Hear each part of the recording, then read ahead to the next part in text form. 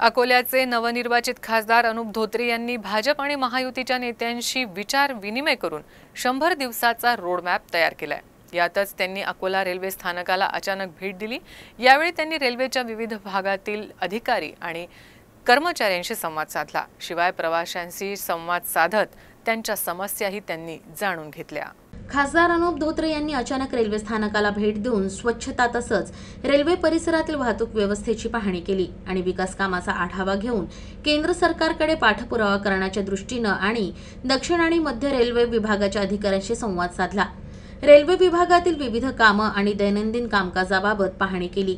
याशिवाय रेल्वे स्थानकावर car parking व्यवस्था आणि इतर समस्यांबाबत रेल्वे विभागाच्या अधिकाऱ्यांशी चर्चा केली।